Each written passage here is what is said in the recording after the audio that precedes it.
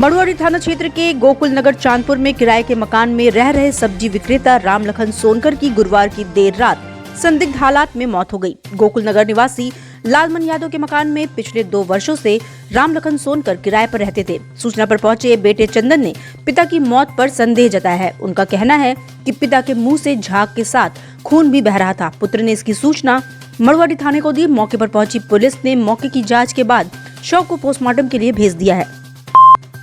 आदमपुर थाना क्षेत्र के मालवी पुल पर शुक्रवार को ऑटो सवार किन्नरों और फौजी में मारपीट हो गई। मौके पर पहुंची आदमपुर पुलिस दोनों पक्षों को चौकी ले आई। घंटों पंचायत के बाद दोनों पक्षों में सुलह हो गया।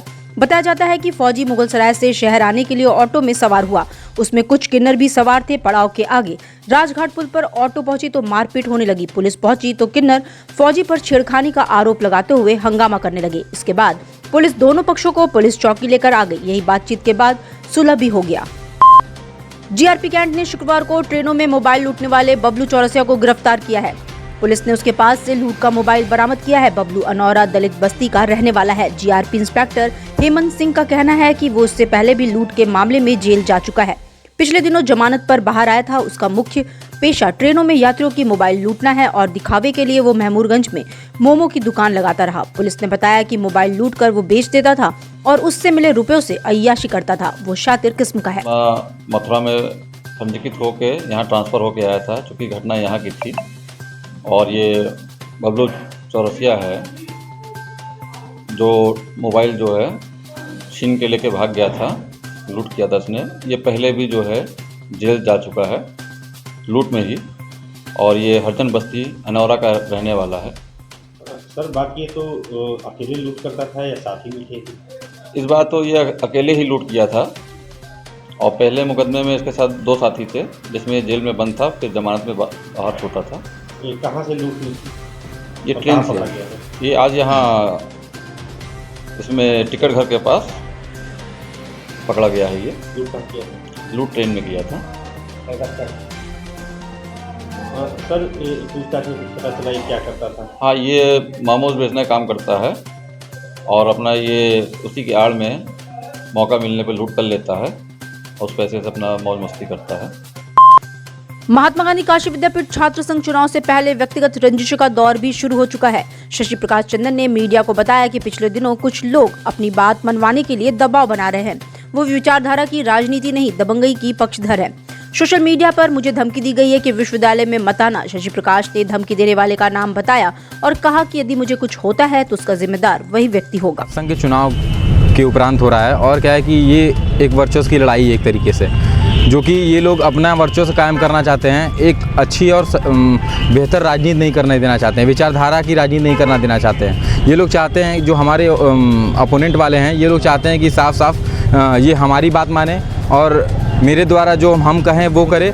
और मैं क्या है कि बंधा नहीं हूँ। मैं वर्तमान छात्र संघ अध्यक्ष होने के नाते, विश्वविद्यालय का छात्र होने के नाते मैं किसी का भी समर्थन कर सकता हूँ। तो मैं आपसे एक चीज़ बताना चाहता हूँ कि जो एक शख्स है अनीश सोनकर नाम का, विश्वविद्यालय का छात्र भी नहीं है और विश्वविद्यालय के छात्र में हर राजनीति में इन्वॉल्व होते हैं वो। और वो उन्हीं की वजह से हमें धमकी दी जा रही है और उनके द्वारा धमकी दी जा रही है। आए दिन उनके साथ के लड़के, उनके साथी द्वारा जान से मारने की धमकी दी जाती है। महात्मा गांधी काशी विद्यापीठ की ओर से G20 सम्मेलन के प्रति जागरूकता के लिए राजनीति विज्ञान विभाग द्वारा निबंध प्रतियोगिता का आयोजन किया गया। प्रतियोगिता का विषय G20 में भारत की भूमिका व विकास की संभावनाएं रखा गया। प्रतियोगिता समाज विज्ञान संकाय के कक्ष संख्या 10 में पूर्वाह्न 11 बजे से हुई।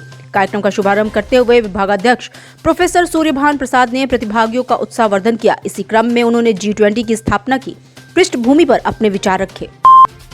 वाराणसी में शनिवार से शुरू होगा कोविड टीकाकरण। 17 सरकारी मेडिकल यूनिट्स पर लगेगा टीका। विदेशों में कोरोना संक्रमण के बढ़ते खतरे को देखते हुए इस बीमारी से बचाव के लिए एक बार फिर से कोविड टीकाकरण पर जोर दिया जा रहा है। जनपद में कोविड टीकाकरण शनिवार से मंडलीय चिकित्सालय सहित जिला चिकित्सालयों व सामुदायिक स्वास्थ्य केंद्रों पर शुरू किया जा रहा है। इसके लिए शासन की ओर से पर्याप्त मात्रा में उन्होंने बताया कि जनपद में 17 सरकारी चिकित्सा इकाइयों पर 18 वर्ष से ऊपर के सभी व्यक्तियों को कोविड का टीका लगाया जाएगा। कांग्रेस के प्रांतीय अध्यक्ष अजय राय ने भेलुपुर गौरीगंज निवासी साड़ी कारोबारी महमूद आलम के अपहरण व हत्या को दुखद बताया है। अजय राय महमूद आलम के आवास पर शोक संवेदना प्रकट करने कांग्रेस जनसंघ पहुंचे थे। उन्होंने शोक प्रकट करते हुए परिजनों से मुलाकात की। अजय राय ने कहा कि प्रधानमंत्री के संसदीय क्षेत्र में अपराध सर चढ़कर बोल रहा है। अपराध मुक्त प्रदेश की बात करने वालों को ये घटना आईना है। स्वर्गीय महमूद आलम अपने परिवार का भरण पोषण करते थे। सरकार उनके परिवार को आर्थिक मदद करे व दोषियों के प्रति सख्त से सख्त कार्रवाई हो। काशी के विकास का मॉडल पूरी दुनिया में जाने जाना लगा है। वाराणसी में यातायात की कनेक्टिविटी, कानून व्यवस्था और मूलभूत ढांचे के अलावा पूरे जिले का कायाकल्प किया गया है, जिसका परिणाम अब सामने आने लगा है। वाराणसी में निवेश के लिए बड़े स्तर पर निवेशकों ने रुचि दिखाई है। निवेशकों को सरकार की नई औद्योगिक नीतियों को बताने के लिए और निवेशकों की शंकाओं का समाधान के लिए शुक्रवार को वाराणसी इन्वेस्टर समिट का आयोजन हुआ। वाराणसी में अभी तक 292 निवेशकों ने 46 करोड़ के MOU पर साइन किया है। इसके बाद वाराणसी में 95,000 नए रोजगार सृजित होने की संभावना है। वहीं वाराणसी में बढ़ते पर्यटन सेक्टर में निवेशकों ने सबसे ज्यादा रुचि दिखाई है, जिसमें 11,000 करोड़ से ज्यादा के निवेश MOU पे साइन किए हैं। श्री गुरु रविदास मंदिर जन्म स्थान सिर गोवर्धन में उनकी जयंती धूमधाम से मनाने की तैयारियां तेज हो गई हैं। श्रद्धालुओं के ठहरने और लंगर के लिए टेंट आकार लेने लगे हैं। जगह जगह कारीगर निर्माण कार्य में लगे हुए हैं। प्रशासन की तरफ से श्रद्धालुओं के लिए पेयजल व शौचालय की व्यवस्था की जा रही है।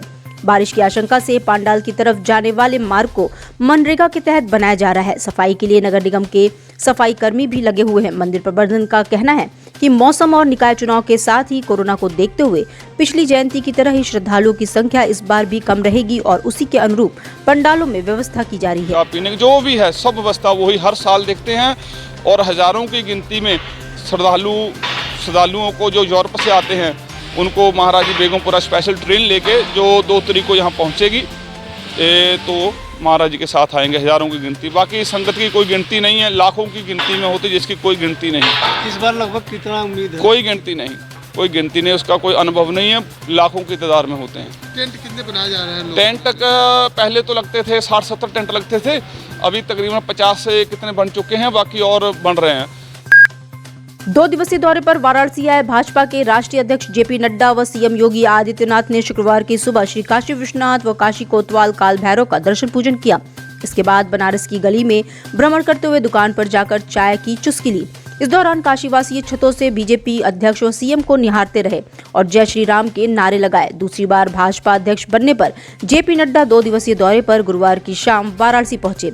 CM गुरुवार की शाम वाराणसी पहुंचने पर बाबा दरबार में हाजिरी लगाने पहुंचे थे। एक ही दौरे के दौरान दूसरी बार भोलेनाथ का आशीर्वाद लेने वो पहुंचे थे।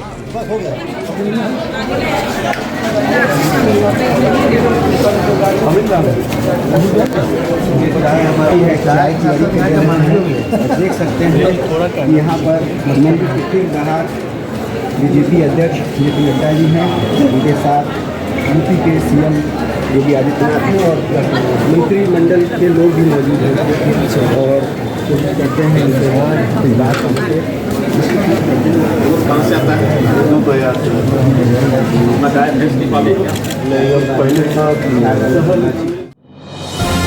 डिजिटल इंडिया का digital new platform live VNS पिछले 7 वर्षों से बनारस की सेवा में। पाइए बनारस के कोने कोने की खबर निष्पक्षता के साथ। लाइव VNS से बनारस की ताज़ा तरीन खबरों के लिए प्ले स्टोर से डाउनलोड कीजिए लाइव VNS ऐप या फॉलो कीजिए लाइव VNS को सोशल मीडिया पर।